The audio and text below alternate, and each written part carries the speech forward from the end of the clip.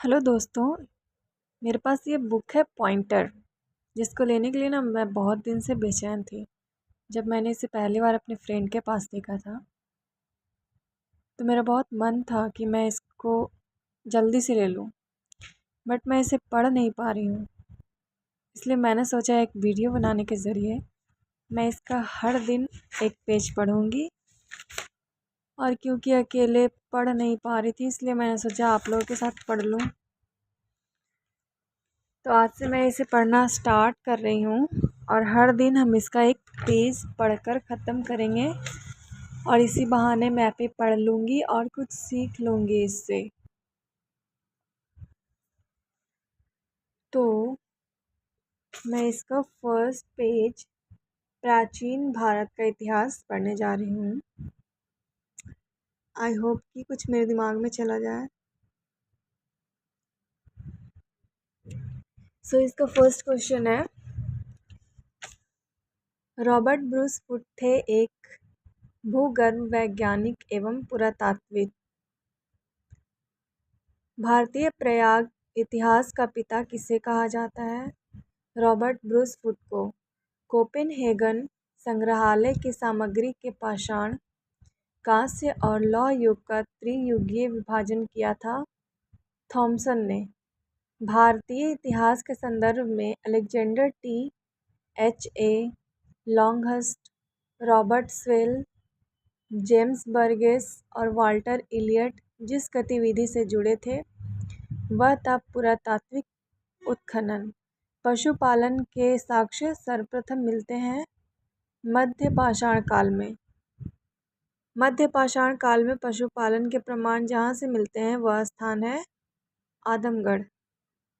चौपानी मांडो, काकोरिया, महदहा एवं सराय नाहरराय स्थलों में से हड्डी के उपकरण बहुत प्राप्त हुए हैं।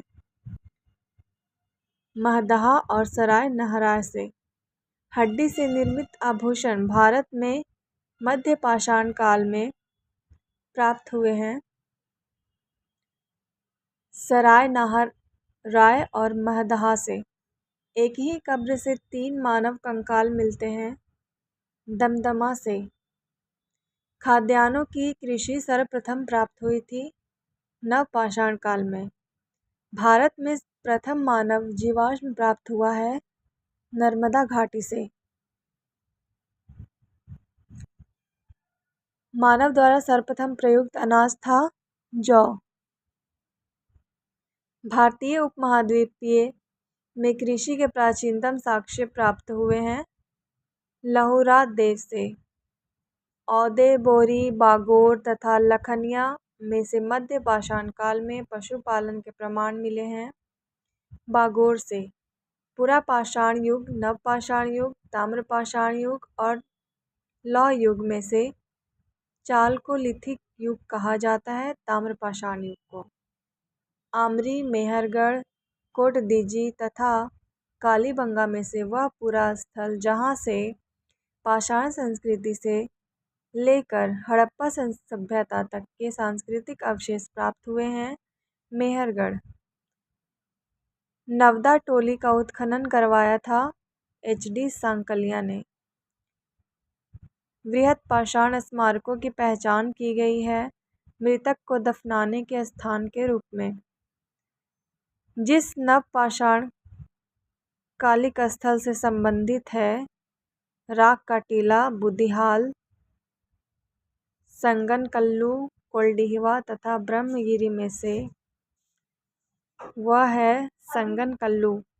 भीमबेटका प्रसिद्ध है गुफाओं के शैल चित्र के लिए। भारत में सर्वाधिक शैल चित्र प्राप्त हुए हैं भीमबेटका से। अजंता, भीमबेटका, बाघ तथा अमरावती में से वह स्थल जो प्रागैतिहासिक चित्रकला के लिए प्रसिद्ध है वह है भीमबेटका। भीमबेटका की गुफाएं स्थित हैं अब्दुल्लागंज, रायसेन, मध्य प्रदेश में। भारतीय पुरातत्ववेत्ता जिसने पहली बार भीमबेटका गुफा को देखा और उसके शैल चित्रों के प्रागैतिहासिक महत्व को समझा। उसका नाम है वीएस वाकड़कर। गैरिक मृदु भांड पात्र ओसीपी का नामकरण हुआ था हस्तिनापुर में। ताम्रपाषाण काल में महाराष्ट्र के लोग मृतकों के घर के फर्श के नीचे दफनाते थे, उत्तर से दक्षिण की ओर। ब्रह्मगिरी, बुर्जहोम, चिरांद तथा मास्की में से वह स्थल जहाँ से मानव कंकाल के साथ कुत्ते का कंकाल भी शवाधान से प्राप्त हुआ है, वह है बुर्जहोम, कोल्डिहवा, ब्रह्मगिरी एवं संगनकल्लू में से गर्त आवास के साक्ष्य प्राप्त हुए हैं बुर्जहोम से। चंद्रकेतुगढ़ प्रसिद्ध है टेराकोटा कला के लिए। गणेश्वर प्रसिद्ध है ताम्र कलाकृतियों के लिए। विंध्य क्षेत्र का वह शिलाश्रय जहाँ से सर्वाधिक मानव कंकाल मिले हैं, लेखिया। ये सही मिलान करना है सूची 1 का सूची 2 से। तो पहला है पुरापाषाण काल, ये संबंधित है सोन नदी की घाटी। मध्यपाषाण काल भीमबेटका की गुफा। नवपाषाण काल बुर्जहोम। ताम्रपाषाण काल बनास घाटी। नूतन भूतल काल के अंत में सूखे के कारण विंध्यन क्षेत्र में भोजन की कमी के कारण लोगों ने गंगा घाटी क्षेत्र में प्रवास किया था। यह अवधारणा दिए थे जी.आर. शर्मा ने। भारतीय पुरातत्व सर्वेक्षण संस्कृति, पर्यटन, विज्ञान और प्रौद्योगिकी तथा मानव संसाधन विकास विभागों मंत्रालयों में से संलग्न कार्य है भारतीय पुरातत्व का संस्कृति मंत्रालय का। भारतीय पुरातत्व का जनक कहा जाता है अलेक्जेंडर कनिंघम को।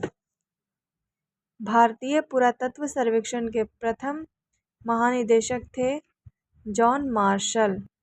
राष्ट्रीय मानव संग्रहालय स्थित है भोपाल में।